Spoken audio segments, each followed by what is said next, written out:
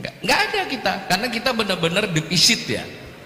Jadi satu persoalan serius yang sedang dihadapi oleh pemerintah ini adalah nggak punya duit, Pak. Maka saya di situ di makalah itu kan sudah saya katakan, nggak usah bermimpi untuk quick win ini memberikan harapan. Satu saja, kalau pemerintahan Prabowo ini setahun bisa mencegah krisis ekonomi, udah saya kasih jempol 5. Karena secara teknis kita akan krisis.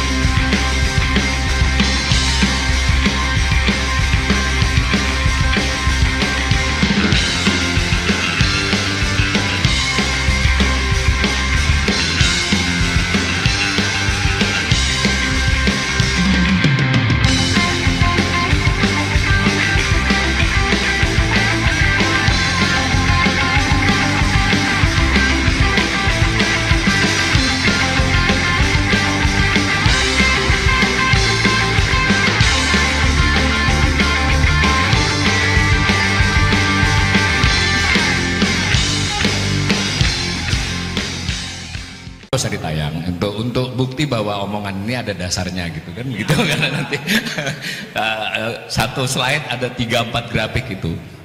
Prinsipnya adalah ada quick win. Quick winnya ini agak beda nih Mas Refli. Quick win biasanya kan 100 hari, ini dikatakan setahun ya, banyak yang nggak begitu memperhatikan, mereka bilangnya setahun. Kemudian quick win itu yang suka dibicarakan itu ada 7, hampir seluruhnya terkait ekonomi. Ada pendidikannya tapi yang ditekankan ekonominya. Yang paling monumental secara narasi adalah makan bergizi gratis. Nah, narasi itu begitu kuat ya, bahwa semula makan bergizi gratis itu waktu di kampanye kan lebih pada persoalan untuk gizi dan untuk pendidikan, tapi kesininya dikait-kaitkan dengan akan mengembangkan ekonomi. Makin kesini makin ini tuh contoh bahwa nanti seluruh logika programnya jadi begitu.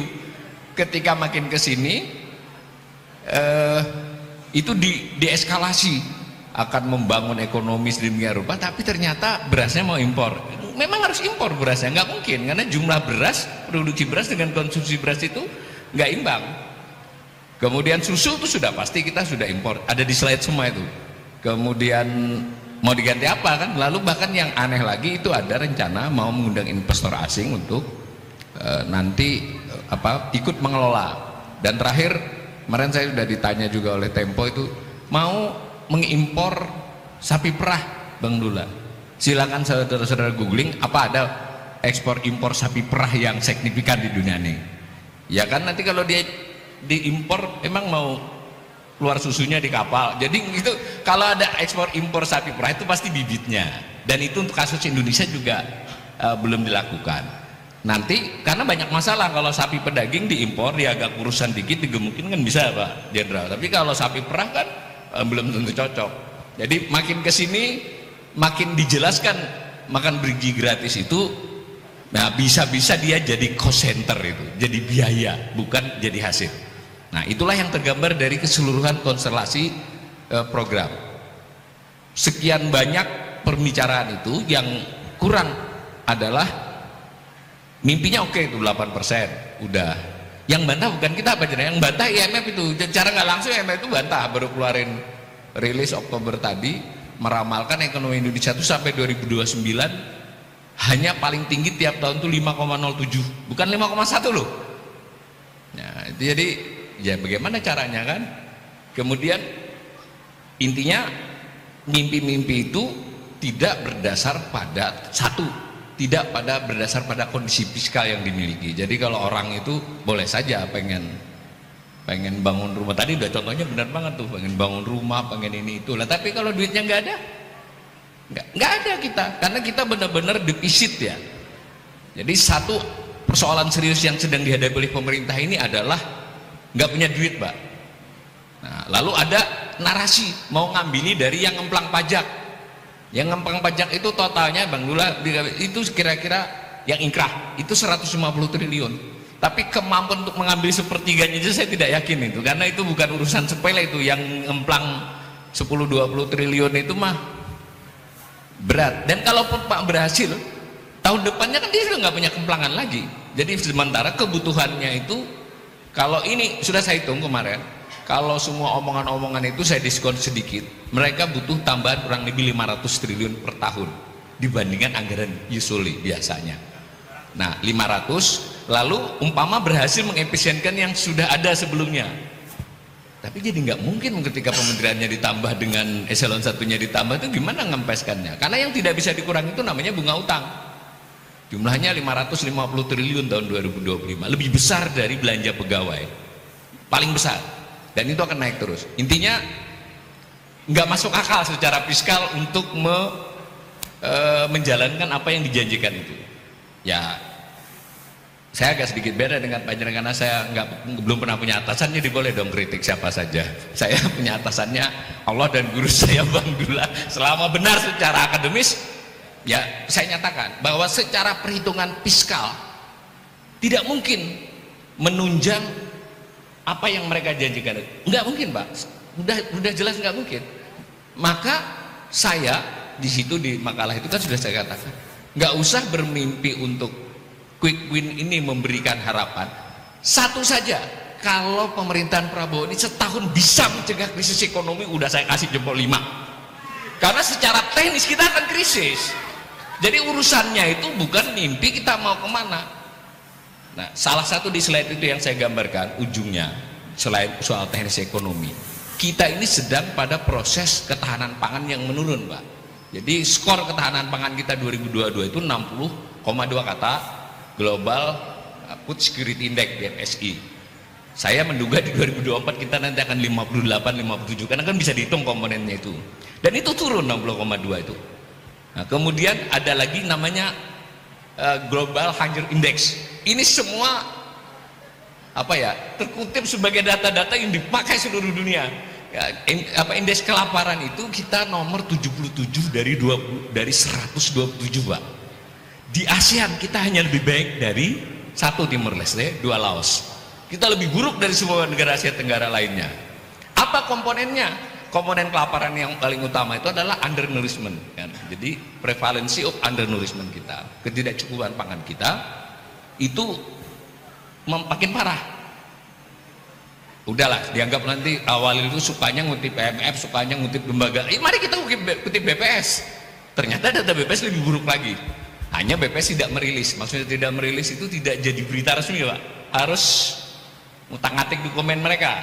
Jadi banyak yang tidak tahu selama 5 tahun terakhir ketidakcukupan prevalensi, ketidakcukupan pangan kita itu meningkat Bang Dula. Jadi sekarang 8,53%. Bisa nggak kebayang? 8, itu kira-kira 24 juta. 24 juta orang Indonesia saat ini berdasarkan angka itu tidak cukup pangannya. Selain itu ada ukuran BPS namanya angka kecukupan gizi. Jadi saya pindah aja semua itu, ada argumennya di sana ya. Kita masuk ke sini, angka kecukupan gizi itu Permenkes 2100 kilokalori per hari, kemudian 57 gram untuk protein. Apa yang terjadi? Saya ekonom, jadi dibagi penduduk itu dibagi BPS 5 kelompok, 20 jadi kuintil 1 sampai kuintil 5 Pak. Jadi dibagi 5 kelompok. Kalau yang sini nggak tahu nih, saya masuk kuintil 1 Bang, agak dikit kuintil 1. Tadi termasuk kelas menengah yang turun, karena udah nggak diundang lagi kemarin gara-gara dukung Anies kan nggak pernah diundang lagi saya kemana-mana. Sekali diundang sama Yani nggak ada honornya pasti sudah kan.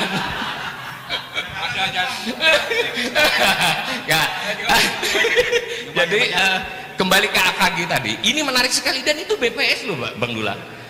Jadi dalam hal kalori itu kuintil 1 sampai 3, 60% penduduk Indonesia itu tidak cukup, kurang kalori. Dalam hal protein mungkin karena banyak ikan segala macam itu hanya 2 kuintil 40. Yang saya ingin katakan adalah itu terjadi penurunan selama pemerintahan Jokowi itu Pak, kan bisa diseret datanya. Gila nggak? Nah ketika saat itu kita lalu bicara swasembada pangan, lompatannya terlalu jauh Bung. Bahkan yang prevalensi tadi di Papua tuh ada kabupaten kota, banyak beberapa kabupaten yang prevalensi ketidakcukupannya itu mencapai 65%, berarti 2/3 kan nggak cukup tuh. Nah, kurang lebih jadinya dengan cara melihat seperti itu, cermin dari semua. Saya di makalah sudah bilang soal pertumbuhan ekonomi tadi. Jadi bukan 5% Pak, rata-rata selama pemerintahan Jokowi itu 4,16%, karena harus menghitung yang pas COVID itu. Nah, kemudian yang jadi masalah juga, ini baru diumumkan tadi, saya ditanya Investor Daily, cadangan devisa katanya naik, nanti dijelaskan juga itu semua gimmick. Kita naik karena utang, karena dipinjemi, bukan karena kita berjual beli. Lalu ada informasi tenaga kerja tadi 7,46 juta orang, 4,9%. Tetapi tadi Yani sudah benar bahwa itu yang betul-betul nganggur Pak. Ada kira-kira 19 juta orang itu namanya pekerja keluarga, tidak dibayar.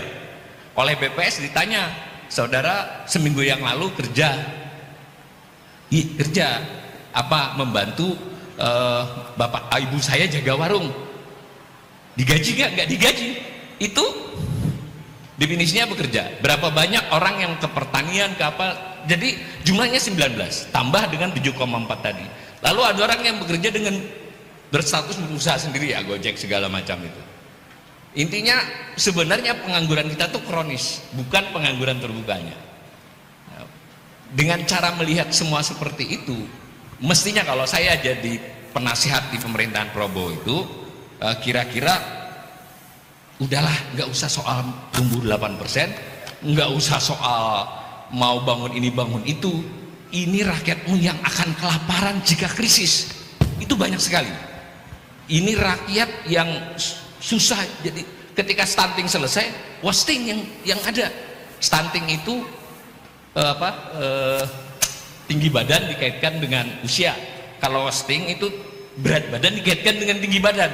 Jadi selesai satu, yang satu nggak selesai. Itu bukan soal tampakannya, tetapi dibalik itu orang kurang makan atau kebanyakan makan ciki nih, ibu-ibu ya, jangan makanan bergizi supaya ringkas.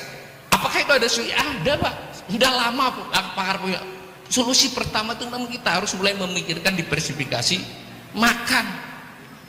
Ini mau buat cetak sawah, mau buat beras, ngapain buat beras? Kenapa kita tidak memikirkan serius pemindahan ke umbi-umbian? Buah-buahan dan sayur kita masih produktif. Buah dan sayur itu bisa, tentu harus dengan gerak.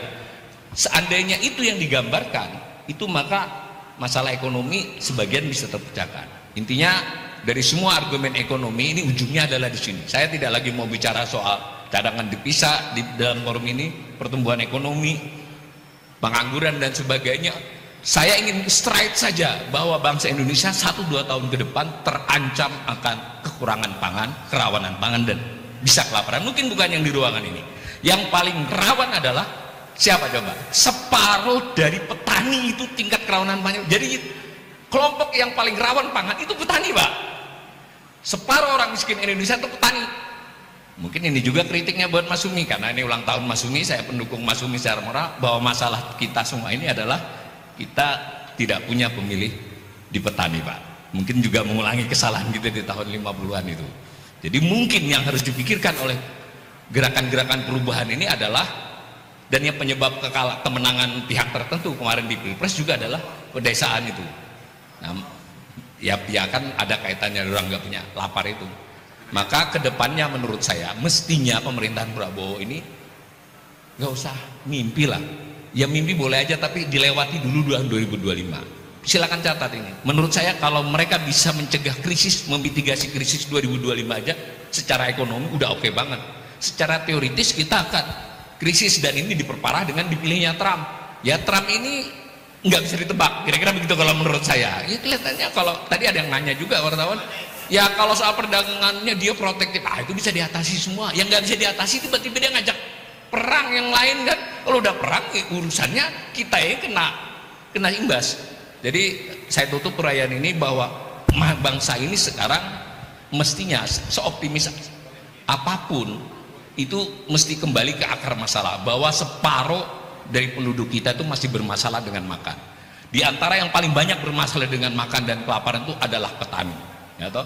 Kemudian kebijakan apapun yang sedang dibicarakan ini tidak ada kaitannya dengan petani. Bahkan yang namanya makanan bergizi gratis itu mau impor. tidak menyertakan petani. Nah, dengan demikian Mas Sumi dan kita-kita semua ini harus mulai bersuara lebih keras, dan mungkin saya usul nih Mas Sumi biar acara bersepuluh bertujuh di desa aja lah kita, Mas. Boleh ikutlah saya, asal dekat-dekat aja, jangan jauh-jauh. Kalau saya nggak mau Kalimantan lagi, enak di Jawa soalnya. Gitu ya. Mudah-mudahan selamat ulang tahun kepada Mas Sumi. Kita tidak bisa menilai sesuatu itu dari jumlah orang, itu dari guru saya. Enggak. Sebenarnya ini juga harus kita ingatkan kepada diri kita semua ya, bahwa banyak godaan untuk soal biar menang, biar besar, biar apa.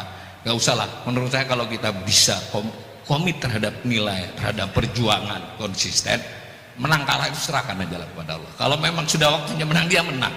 Mau kayak apa saja akan menang. Ini bukan, saya terus terang saja keperluan saya omongin ke Mas Anies, Mas, udahlah, kalau sampai ini nanti Allah akan beri jalan jadi presiden, jadilah, mau diapa-apain juga. Sama dengan Mas Sumi ini menurut saya, boleh saja orang bilang Mas Sumi ini suaranya sekian-sekian. Nah, tetapi siapa, kita tidak tahu ke depan. Karena itu saya saran nih, Mas Sumi sudahlah, lebih keras saja suaranya, yang penting tahu koridor hukumnya kan. Buat saya ada Mas, enggak, yang ekonominya siapa di sini? Buat Pak Almijan ya, Dokter Almijan, tandem saya. Mari kita buat rilis kalau perlu tiap minggu. Saya ikut bantu lah. Gratis ya. Khusus Mas Sumi gratis. Karena gak ada. Begitu, makasih. Itu bagian bercanda guru saya, teman saya, yakni Pak tokoh kita, Pak Jenderal. Makasih. Assalamualaikum warahmatullahi wabarakatuh. Waalaikumsalam warahmatullahi wabarakatuh.